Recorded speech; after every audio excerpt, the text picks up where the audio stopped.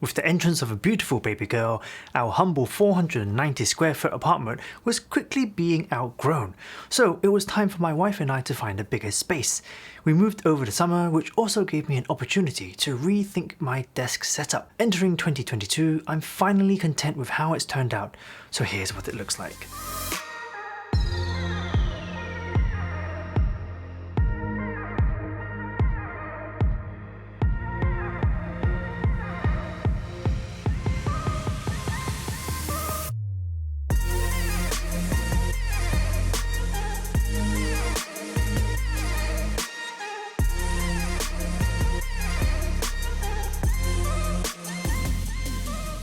This is Klimbo from ZenTechLife, where we love all things to do with lifestyle tech and gadgets. A warm welcome if this is your first time here.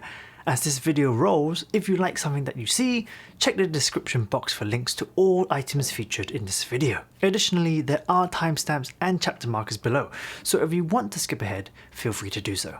Lastly, I'm doing my very first giveaway, with details to come later on in this video. So grab a drink, sit back, and let me show you around my desk. Starting with the main attraction, the desk itself, this is the ever popular Carlby countertop from IKEA. If you don't know about this countertop, it's simply a standalone slab of wood that you'll find in the IKEA kitchen section. As it's designed for the kitchen, it comes pre-treated and pre-coated, so if the size is right for you, all you need to do is pay and have it delivered. Although IKEA does have a home office department, this countertop feels much more durable and sturdy, as it's made of solid wood, which can't be said for many of the office desks you'll find in IKEA's home office sections. The countertop I have is the oak version, which I felt best matched the colour palette of the rest of my room. One end rests on top of a set of white Alex drawers, which are also from IKEA. The other end of the desk is propped up with a pair of height adjustable legs, again from IKEA. With this arrangement, there's plenty of leg room, and it means I can position my computer closer to the window, leaving plenty of space on the left hand side of the desk. Occasionally, my wife and I sit at the desk together if we both need to work, and although it can feel a bit cramped, it's not too bad if one of us is on a desktop computer and the other working on a laptop. To add some ambient lighting to the desk, I picked up a Nanoleaf Essentials light strip that runs along the back edge of the desk, and I've integrated it with my HomeKit lighting system, so it's controllable with my Philips Hue dimmer switch. Don't worry, you don't need to have a smart home system, as it also comes with a built-in controller that has buttons for turning it on, off, changing the colour, and adjusting the brightness of the light. If you want even more control, you can also pair it with your phone and customize all sorts of things via the Nanoleaf app. If you're looking for a light strip that also offers smart home integration though, I can definitely recommend the Nanoleaf Essentials light strip. Moving on to my desk chair, I don't have anything fancy like a Herman Miller, nor one of those racing bucket gamer chairs. Instead, I have a simple brown faux leather office chair from IKEA, which has a name I can't pronounce, so I'll just leave it on the screen for you in case you like it. It came with us from the old apartment, and it's reasonably comfortable to sit in for a few hours each day. It's not the most durable chair though, as a couple of the buttons have popped off in recent weeks, so an upgrade is due at some point this year. If you have any recommendations for an ergonomic office chair, do let me know in the comments section below. On the wall above the desk, I have some acoustic foam to help reduce reverberation when I'm recording audio. This foam is also lined along some of the other walls in the room and also on the door. Above the foam is a shallow shelf which I use to hold picture frames, ornaments and greenery, helping to add some colour to the space. At the moment, I have my two favourite art pieces resting here. One is a watercolour street pigeon I picked up in Carnaby Street in London, and next to it is a disassembled iPhone from Grid Studio. Grid Studio also offers a variety of other smartphones, handheld consoles and small devices, and I highly recommend them if you're into this kind of art. Positioned above all of this is a traditional analog clock, which, you guessed it, is also from IKEA. I typically don't enjoy IKEA's wall clocks, but this one really caught my eye, and I love the minimalist clock face and fluid movement of the second hand. I think it's worth mentioning the use of space immediately around the desk too. To the left of the desk is a wire rack that isn't particularly aesthetic to look at, but is incredibly functional and versatile due to its adjustable layers and readily available modular parts. It also helps that it's super durable and has literally stayed with me through 3 apartment moves across the last 5 years. This is where I organize semi-frequently used items in storage boxes along with a dehumidifying cabinet for my camera gear, and tucked in at the very bottom is a trusty laser printer from Brother. If nobody's ever told you this before and you're still using an inkjet printer, you should get rid of it and pick up a laser printer instead. Whether you print 10 pages every day or 1 page every 2 months, trust me, you simply won't regret replacing your inkjet with a laser printer. Now back to the desk setup. The top shelf of the wire rack is reserved for my cat, who likes to jump up here to sleep. I do enjoy her company, especially late into the night when the rest of the family is sound asleep.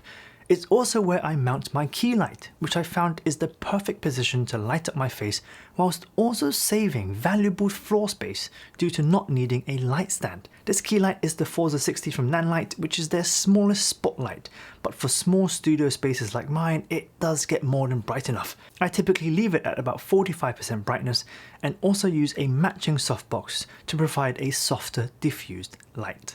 Behind my chair is a floor cabinet from IKEA's Besta range, which I use to store most of my boxes and other rarely used items. Choosing a floor cabinet not only gives me an additional surface to place things onto, but also keeps the wall above it free for me to mount a pegboard system. You may recognize this pegboard system because it's also from IKEA. I've set it up as a charging station and also an easy access space for my most frequently used items.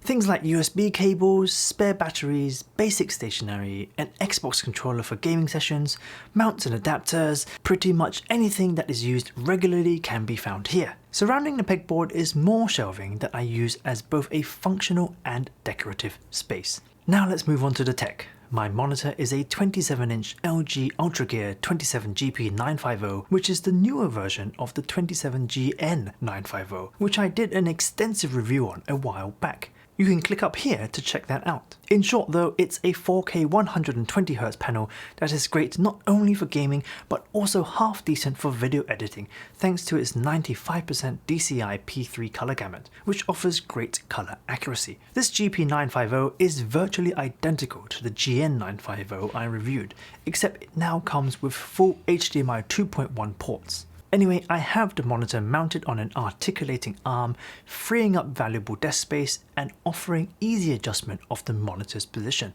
Resting on top of the monitor is a Lightbar from Xiaomi, which comes with this fantastic wireless control dial which adjusts the brightness and color temperature of the Lightbar. It's probably my favorite thing about this product because of its super minimal appearance and flexible placement. In fact, I like this light bar so much, it's the item I'll be giving away to one lucky winner. If you've always wanted a light bar or simply need some extra lighting at your desk but don't want to sacrifice any valuable desk space, then this giveaway is for you. For a chance to win, all you have to do is like this video, subscribe to my channel and leave a comment below. No later than the 30th of January. I'll be announcing the lucky winner in my next video. Now, back to the desk setup. The desktop PC itself is a modest Ryzen 3600 with a GeForce 1660 Ti, which I built about 2 years ago for casual gaming. I've been trying to pick up an RTX 3080 for over a year now, and if you're a PC gamer then you know why that's basically been impossible. To be fair, I don't game nearly as much as I used to, so I've pretty much given up trying to get one for now. When prices do come back down to normality again, I still have plans to upgrade, as the 1660 Ti really doesn't make full use of the 4K 120Hz display that I have. For audio, I have a pair of Audio Engine A2 Plus wireless desk speakers. I'm a big fan of their small footprint, minimal design and solid sound output. They do lack a bit in the bass department, seeing as they're so small, but mids and highs are plenty crisp. And if I really want to add some bass later on, I can pick up the standalone Audio Engine S8 subwoofer. Sitting under the monitor, I have a CalDigit Thunderbolt dock, giving me easy access to more USB ports, an SD card reader, and audio jacks. Originally, I bought this to complement my 13-inch MacBook that only had USB-C Thunderbolt ports, but after picking up the new 16-inch MacBook Pro, which brought the return of the SD card slot and HDMI port, I found I don't need to use the CalDigit as much anymore.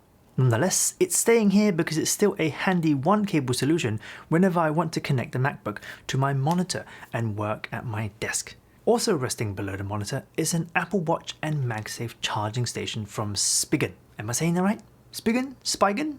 It's basically a simple frame that lets you use your existing Apple Watch and MagSafe chargers. It's affordable, has no fancy components which might break, and it lets me reuse the chargers I already have. My only gripe with it is that I have no option to charge my AirPods on it, so I may have to look into a 3-in-1 solution later on. When it comes to computer mice, my weapon of choice for productivity is the Logitech MX Master 3, which I found to be an ergonomically great fit for my hand. It also has a horizontal scroll wheel, which I found invaluable for scrubbing through timelines in Final Cut Pro, and a handy button built into the thumb rest, perfect for gestures. I pair this with the Logitech MX keys when I need to get some serious work done, and I love it for its full-size key layout, number pad, shortcut keys, and incredibly long battery life. On average, I recharge the MX keys and MX Master 3 maybe once every 2 to 3 months, a runtime that I've not found on any other wireless keyboard and mouse combo. When I want to do some gaming on the PC, I switch over to the Logitech G305 wireless gaming mouse, a minimal looking mouse, but importantly offers low latency input thanks to Logitech's Lightspeed technology. I also have a Keychron K3 wireless keyboard, which is an ultra slim 75% keyboard layout equipped with Keychron's optical brown switches. The smaller size gives me more space to swing my mouse around during particularly intense gaming sessions, and on the rare occasion I want to pack a keyboard to go, the compact size of the Keychron is perfect to chuck into my backpack. Regardless of the mouse or keyboard I'm using, they all sit on top of this large felt desk mat from Delta Hub. I fell in love with the soft texture of the felt almost immediately, and it essentially doubles up as a giant mousepad too. Delta Hub offers smaller sizes, but I like the enormous area of this mat, as I often reposition the keyboard and mouse to make space for other things, like a hot cup of tea for example. Another product I've picked up from Delta Hub is their Carpio 2.0 Rest, which is designed to reduce strain and minimize carpal tunnel syndrome. It felt a bit unnatural at first, but once I got used to it, I barely noticed it's there, and it really has reduced fatigue and strain in my right hand. Conveniently, Delta Hub usually offers a discount if you pick up a desk mat and Carpio at the same time, so do look out for that on their website. Moving along to the left side of the desk, there's a simple laptop stand I use when docking my MacBook, followed by Elgato's master mount system, which I use for lighting and shooting overhead footage. Of course, no YouTube desk setup is complete without the customary fake plant from IKEA. Lastly, my cable management is not so much management, but instead simply everything routed through this rack I've mounted to the underside of the desk. As you can clearly see, it's not pretty under here, but my main objective was to minimize any visible cables when I'm sat at the desk or walking up to it, to which I'd say is quite a success. And that's pretty much it. My desk setup entering 2022. I don't see myself making any big changes for a while, but depending on how my workflow evolves, I may reevaluate my desk setup later on. As I mentioned at the beginning, if you're interested in any of the items featured in this video, you'll find product links in the description box below. Some of them are affiliate links, which don't add any extra cost for you, but does help support my channel by giving me a small kickback if you decide to purchase something through them. Anyway, thanks for watching and I hope you enjoyed the video. Hopefully you found some inspiration from my desk setup. Don't forget to hit like, subscribe and leave a comment below for a chance to win a Xiaomi monitor Lightbar. Or if you don't want the Lightbar but you simply like my content, hitting that like button will go a long way for me. Maybe even consider pressing that subscribe button too. That's it for now, be well, stay safe, and I'll catch you in the next one.